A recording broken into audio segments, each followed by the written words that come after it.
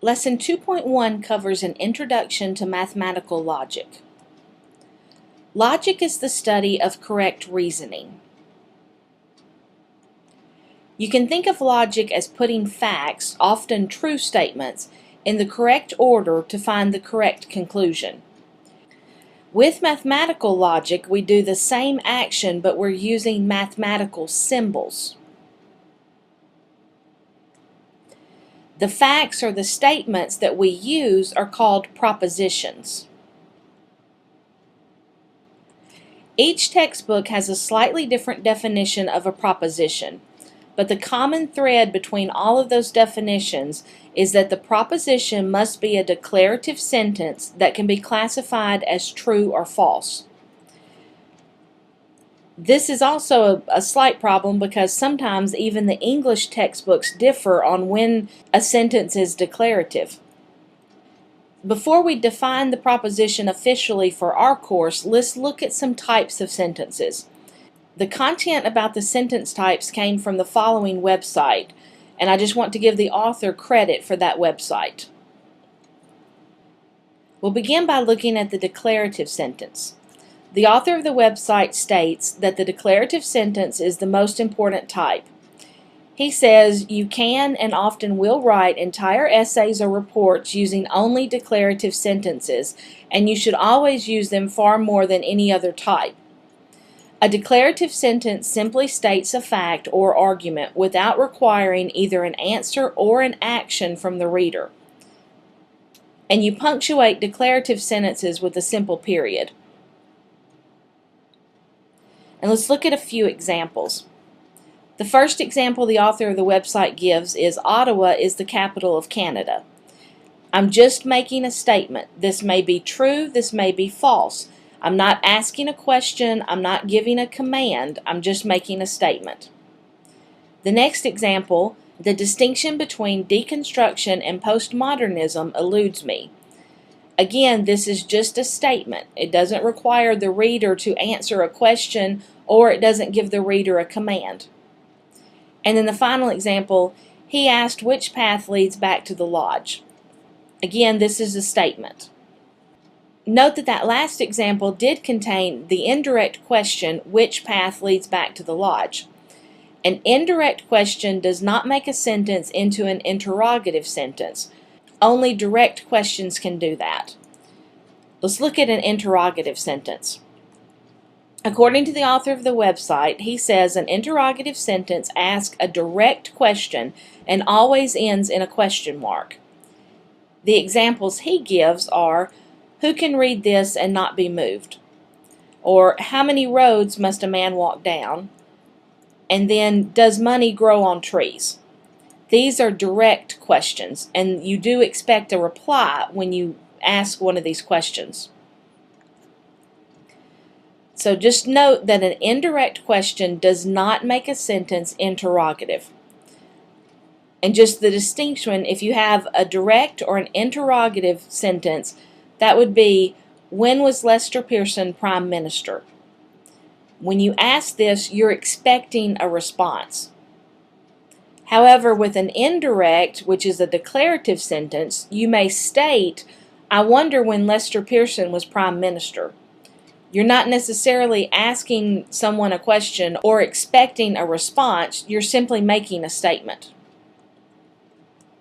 So a direct question requires an answer from the reader, while an indirect question does not. Our direct questions are interrogative sentences. Indirect questions are declarative sentences.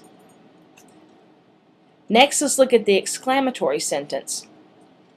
According to the author of the website, an exclamatory sentence or an exclamation is simply a more forceful version of a declarative sentence, and it's marked at the end with an exclamation mark. So the examples the author gives is, the butler did it, or how beautiful this river is. And then finally, some towns in Upper Canada lost up to a third of their population during the cholera epidemics of the early 19th century. While these are statements, because of the forcefulness of it, it's classified as exclamatory. Next, the imperative sentence. According to the author of the website, the imperative sentence gives a direct command to someone. This type of sentence can either be with a period or an exclamation mark, depending on how forceful the command is. So for example, if you tell a dog or an animal to sit, that's a command. Since it's a forceful command, we put an exclamation mark. If you tell someone, read this book for tomorrow, that's also a command. Since it's not as forceful, it ended with a period. A few more examples.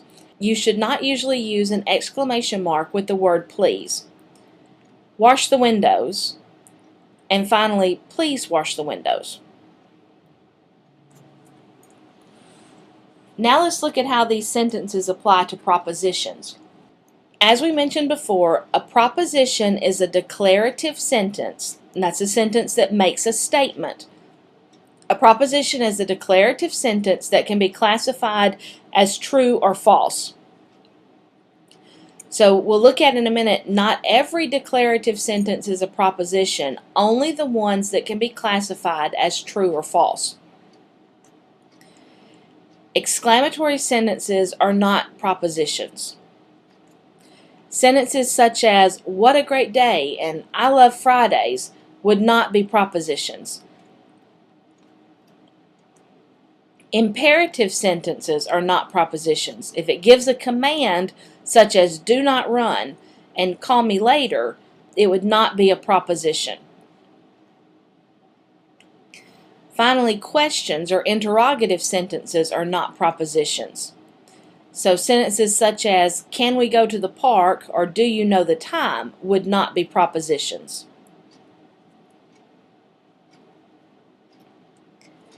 So let's look at the declarative sentences, because these are what compose our propositions. Some declarative sentences are propositions and some are not. So there's several types of declarative sentences, and we're going to look at three. There's the indirect question, a simple statement or observation, and an opinionated comment. Declarative sentences that are indirect questions are not propositions. While they still are declarative sentences, we can't classify them as true or false. And as I mentioned before, not every declarative sentence is a proposition. So the propositions have to be able to be classified as true or false. For example, consider the sentence, I wonder when the last day to drop is.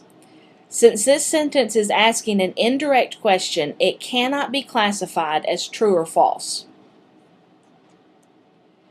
Declarative sentences that are simple observations or statements are propositions.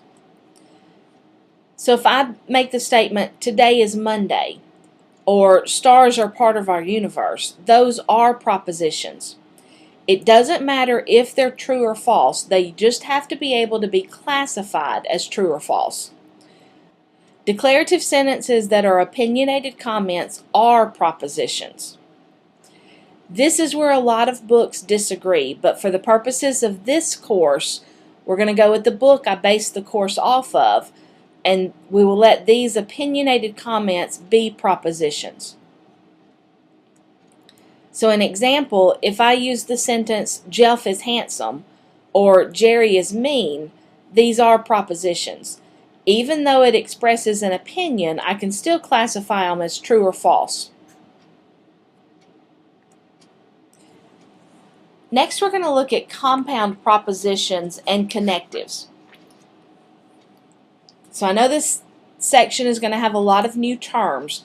The big terms we've covered so far are propositions, and they're just the sentences that make a statement that can be classified as true or false. Sometimes we have more than one proposition. So a compound proposition is a proposition formed by connecting two or more propositions or by negating a single proposition. The words and phrases used to form the compound propositions or to put the compound propositions together are called connectives. You can think of compound propositions like compound sentences. and the connectives are like the conjunctions that join the compound sentences. So if you have the compound sentence, I like animals and I own a dog, you have two separate sentences, I like animals, and then the sentence, I own a dog. You're connecting them with the word and to form a compound sentence. Well, in this course, each sentence is a proposition, and that and that I use to connect them is called my connective. We're going to look at a few connectives, and in each definition, the variables P and Q always represent propositions. So P and Q are our statements that can be classified as true or false. The connective is the word that I use to join those two statements together. And P and Q are the most common letters. R is also used, but you can use any variable you wish. So the first connective is called the conjunction, and you associate that with the word and. Well, a conjunction is the compound proposition P and Q. In symbols, the symbol for the conjunction, or the symbol for and, looks like an upside down V. So we define P and Q to be true when P and Q are both true and false in every other case. In the next couple of sections and in a project, you're going to look more at how to classify these propositions and these compound propositions as true or false. And for each case, for each connective, you've got to memorize when it's true and when it's false. So for the and, just learn that it's true only when both are true. P and Q have to be true for that connective to be true. So an example, if P is the proposition, I will study hard, and Q is the proposition, I will make an A, then P and Q is, I will study hard and make an A. That statement, I will study hard and make an A, is only true if I do both parts. If I study hard and I make an A. If either one of those are false, then the statement that I made would also be false.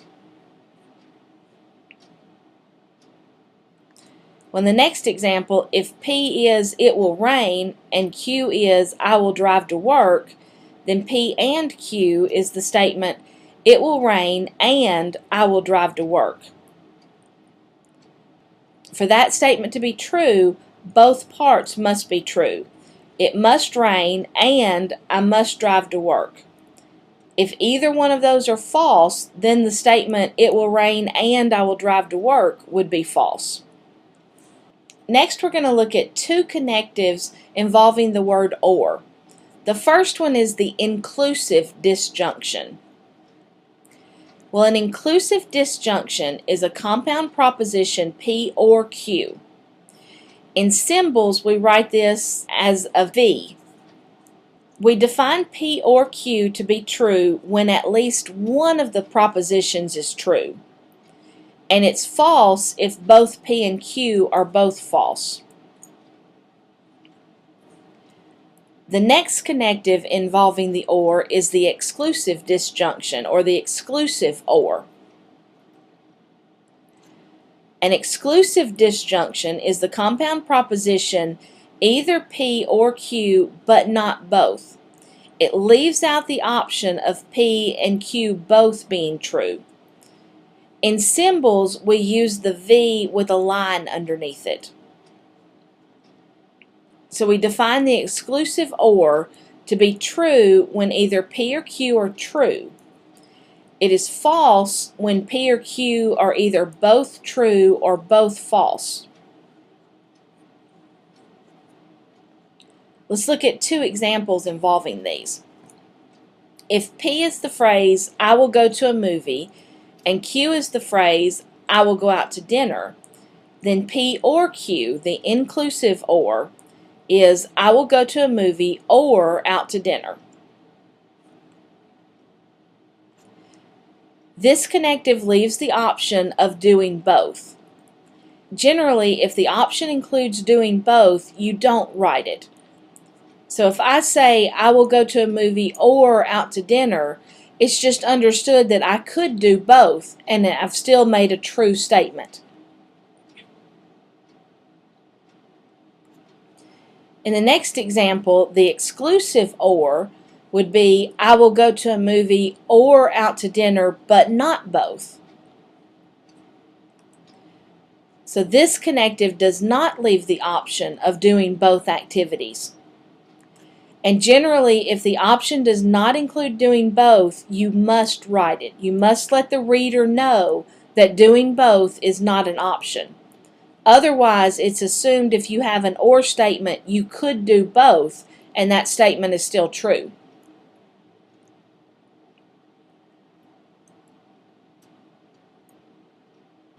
Next, let's look at the negation, which is associated with the word not. A negation is a compound proposition, not P. In symbols, we write this with the tilde symbol in front of the letter P. And books vary on the symbol for negation. So if you're ever looking at another book or a website, or if you use this in another course, just keep in mind, sometimes the negation symbol does change. Well, when P is true, when the original statement is true, not P is false. And also when P is false, the statement not P is true. So just remember, the negation and the original proposition have opposite truth values. For an example, if P is the statement, I will go to a movie, give not P. So I want to give the opposite of this. The opposite of going to a movie would be not going to a movie. So the negation is, I will not go to a movie.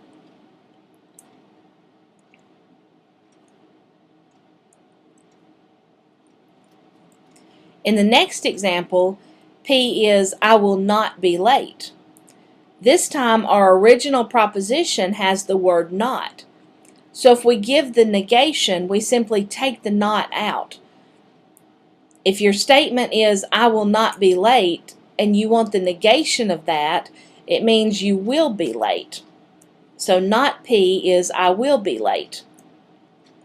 So either the original statement or the negation can contain the word not. It's going to be in one of them or the other. Keeping that in mind, let's look closer at negations. The negation will change the truth value of a proposition. If the original proposition is true, the negation will be false. And likewise, if the original proposition is false, the negation will be true. They're going to have opposite truth values. Keep that in mind when we look at this next example. Suppose I have the proposition, George W. Bush is president. Well, today it's easy to see that that proposition is false. That statement is not true. George W. Bush is no longer president. Well, if we wanted to give the negation of this statement, we would need to make sure the proposition we give is true. So we could say exactly what I did a moment ago, George W. Bush is not president. And that would be our negation.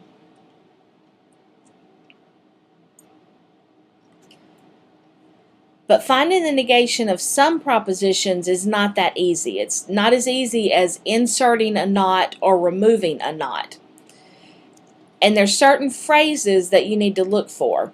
If you see words such as all, none, or some, you must be very careful when giving the negation. Suppose you have the proposition, all dogs play fetch. Since there are some dogs that do not play fetch, this proposition is false. Since the proposition is false, its negation must be true.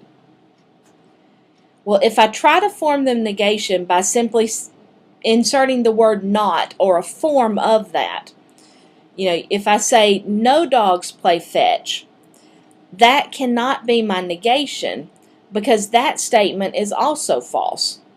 If I say no dogs play fetch, well, there are some dogs that do play fetch. So the statement no dogs play fetch is false. Since the statements all dogs play fetch and no dogs play fetch are both false, they cannot be negations of each other. So I've got to find another way to state the negation of these statements, of these propositions. Basically, the word all and the word no or none cannot be negatives of each other because they both leave out the option that some do or some don't. So this some becomes the negation that we need. So in my explanation, I said all dogs play fetch was false because there are some dogs that do not play fetch. I basically ended up giving the negation in my explanation. So the negation of all dogs play fetch would be some dogs do not play fetch. All dogs play fetch is false. The statement some dogs do not play fetch is true. So those are negations of each other. And just notice how the some not combination was used to negate the word all.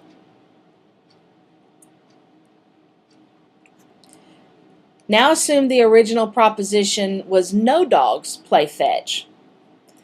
Well, this is false because there are some that do play fetch. So I basically give that explanation as my negation. That was my reason for claiming that statement was false. So I can use the proposition some dogs do not play fetch as the negation. And here we see how the word some was the negation for the word no.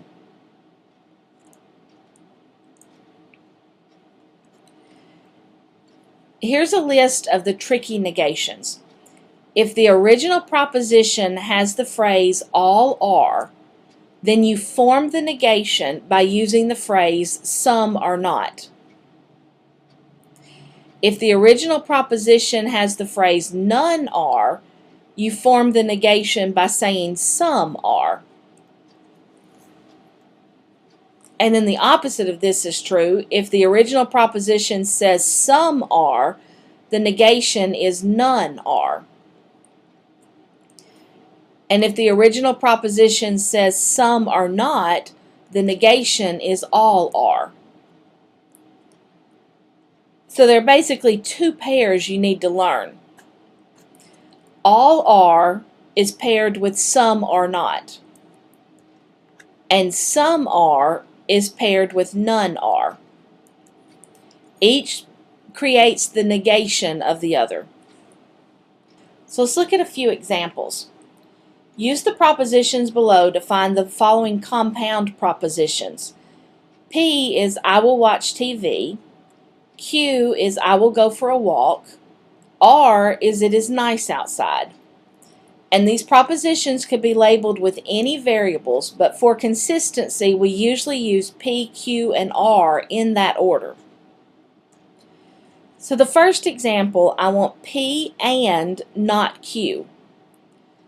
So start with your P, I will watch TV. My connective is the conjunction and, so I write an and. And then I have the negation of Q. I have not Q. Well, Q is I will go for a walk. So the opposite of this, the negation of this, is I will not go for a walk. So P and not Q is the statement or the proposition, I will watch TV and I will not go for a walk. The next example, I have the exclusive or. So P or not Q using the exclusive or. Start with P, I will watch TV. My connective is or, so write the word or. Q is I will go for a walk. Now, to let the reader know that this is an exclusive or, I make the statement, but not both. So the compound proposition is, I will watch TV or I will go for a walk, but not both.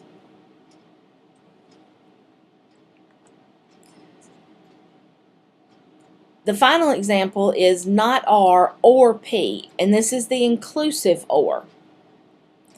So not R is the negation of R. If R is it is nice outside, not R is it is not nice outside.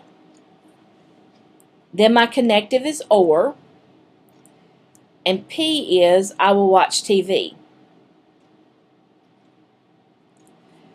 So my compound proposition is it is not nice outside or I will watch TV. And this connective leaves the option of both. It could be not nice outside, and it could be the fact that I'm going to watch TV. Both could happen.